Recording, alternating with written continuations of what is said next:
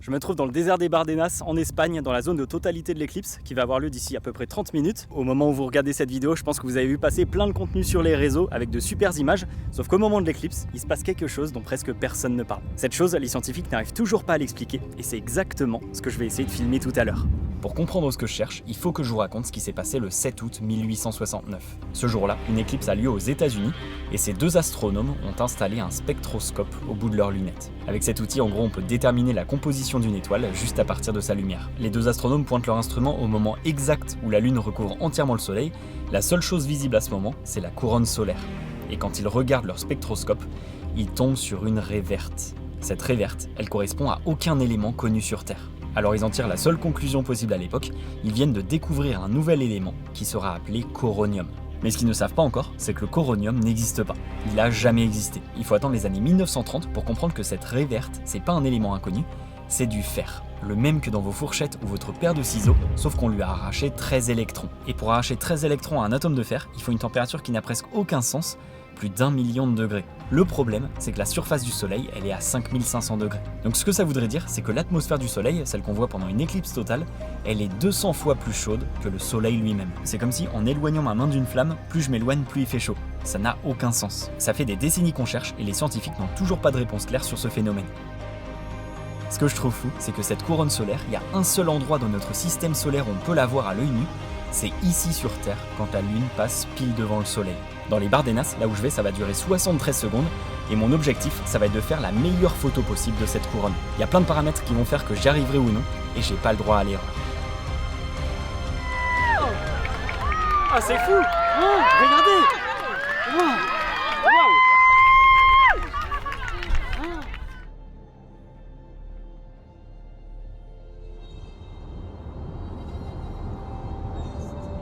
Si on va en Espagne pour voir cette éclipse, c'est parce que pour filmer la couronne solaire, il faut obligatoirement une éclipse totale. Même à 99% comme c'est le cas dans le sud de la France, c'est pas suffisant. La couronne solaire, elle est environ 1 million de fois moins lumineuse que la surface du Soleil. Donc même s'il reste que 1% du disque, le minuscule croissant de Soleil est encore des dizaines de milliers de fois plus brillant que ce qu'on essaie de voir. Ok, on vient d'arriver à l'hôtel et je vais vous montrer un peu le matos que j'ai pris pour cette expédition éclipse. Vous allez voir que c'est assez simple. Donc j'ai pris plusieurs objectifs, mais celui que je vais utiliser principalement, ça va être celui-là, sur lequel vous allez voir que j'ai mis un filtre pour éclipse. Donc c'est un filtre ND 100 000 qui permettra de voir de façon vraiment nette le soleil sans abîmer mon capteur. En préparant cette vidéo, il y a une chose que j'ai réalisée, c'est à quel point une éclipse totale, c'est une coïncidence improbable. Le Soleil, il est environ 400 fois plus large que la Lune, mais il se trouve qu'il est aussi environ 400 fois plus loin. Du coup, vu depuis la Terre, les deux font quasiment la même taille. Si la Lune était un peu plus grosse, elle cacherait le Soleil, mais elle cacherait aussi la couronne autour, et si elle était un peu plus petite, il resterait un bout du disque visible. Donc en quoi elle fait pile la bonne taille pour cacher le Soleil, et aucune autre planète du système solaire n'a une Lune capable de faire ça. Alors que la journée du 11 août touchait à sa fin, on était là, tranquille, et je peux vous dire qu'on n'était pas prêt psychologiquement pour ce qui nous attendait le lendemain. Ce matin du 12 août, la première chose que j'ai fait, ça a été de regarder la météo. Parce que comme cette éclipse aura lieu assez tard dans la journée, le soleil sera très bas, donc le moindre nuage à l'horizon pourrait tout ruiner. Ok, là on s'apprête à partir pour la petite ville d'Arguedas, à l'entrée du désert des Bardenas. En tout cas, regardez, le ciel est bien dégagé, donc ça c'est cool. Par contre, je sais pas du tout comment ça va se passer sur place. Parce que j'ai vu qu'il y avait des milliers de personnes qui étaient attendues dans les Bardenas et même sur le spot où on va. J'ai vu qu'il était limité à 2000 personnes et que toutes les places étaient prises. Mais l'essentiel, c'est que le ciel soit bleu. Bon, pendant qu'on fait le trajet, je m'aperçois que je vous ai pas expliqué pourquoi cette couronne solaire, elle intéresse autant les scientifiques. Je veux pas vous spoiler sur ce à quoi elle ressemble, donc je vous montre que des schémas, mais la couronne solaire, elle est pas du tout uniforme. Elle est composée de plein de gaz et de filaments qui s'éloignent super loin du soleil, et cette matière qui est éjectée, parfois elle fonce sur la Terre, et ça perturbe nos satellites, le GPS, et parfois ça fait carrément sauter des réseaux électriques entiers. Le problème, c'est que c'est hyper compliqué à anticiper, parce que le seul moment où on peut observer la couronne solaire, c'est quand une éclipse totale a lieu, et en plus ça dure que quelques dizaines de secondes. Alors pour enfin pouvoir observer cette couronne solaire en dehors des éclipses, l'Agence spatiale européenne a lancé 2 satellites bien particuliers en décembre 2024. D'ailleurs pendant les premiers mois, personne n'était sûr que ça allait marcher. Ces 2 satellites volent l'un derrière l'autre à 150 mètres de distance. Le premier porte un disque qui fait de l'ombre, le deuxième a un télescope pointé dessus. En gros, le premier il joue le rôle de la Lune et le deuxième il joue l'observateur sur Terre. Pour que ça fonctionne, ils doivent rester alignés au millimètre près à 60 000 km d'altitude en filant à plusieurs milliers de kilomètres/heure. Et ça marche. Depuis un peu plus d'1 an, ils fabriquent une éclipse totale artificielle qui dure jusqu'à 6 heures d'affilée, une fois par orbite. S'ils ont fait tout ça, c'est en partie pour essayer de comprendre une chose: comment est-ce que la couronne peut être 200 fois plus chaude que la surface du Soleil? En arrivant sur place, effectivement, on n'était pas tout seul, mais c'était hyper bien organisé avec une super ambiance. On s'est trouvé un bon petit spot où se poser et je vous avoue que la pression commençait à monter un peu parce que même si j'avais tous mes réglages en tête, forcément j'avais jamais pu m'entraîner puisque j'avais pas d'éclipse sous la main pour tester. Ok, on est sur notre petit spot juste là, j'ai mon setup. Donc j'ai fait tous mes réglages et là l'éclipse vient de commencer. Je vous montre sur l'écran ce que ça donne. On peut voir que la Lune est en train de commencer à mordre le Soleil et d'ici à peu près 50 minutes, on pourra voir la totalité et c'est là qu'il faudra que je me dépêche de faire la photo. Pour terminer avec cette couronne solaire, aujourd'hui les scientifiques ont quelques pistes sérieuses pour expliquer son énorme température. Globalement, ces pistes elles tournent toutes autour d'une chose: le champ magnétique du Soleil. L'idée, c'est que les lignes de ce champ magnétique, elles se comportent un peu comme des cordes de guitare. La surface du Soleil bouillonne en permanence, ça les fait vibrer et ces vibrations montent en transportant de l'énergie qu'elles relâchent dans la couronne.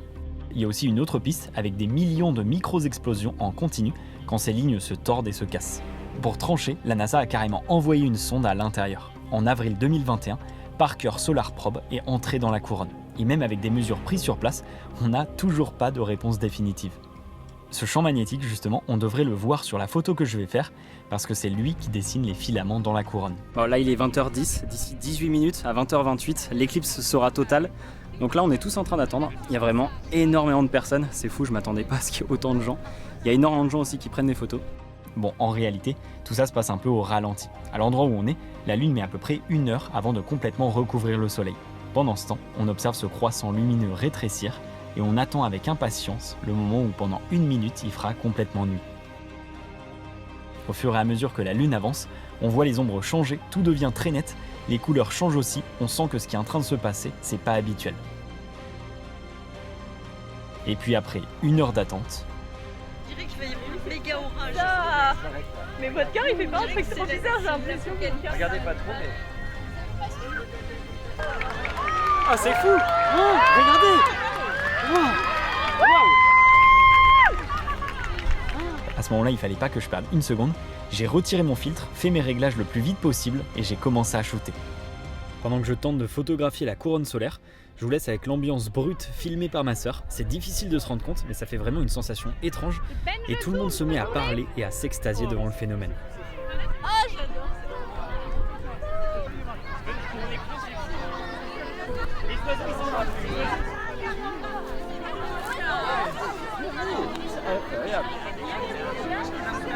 Incroyable.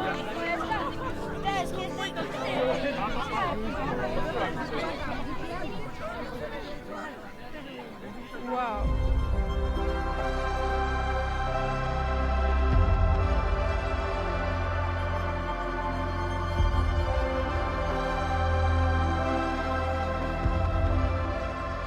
C'est bon, l'éclipse totale vient de passer, j'ai fait mes photos, je sais absolument pas ce que ça donne, on verra tout à l'heure sur l'ordi.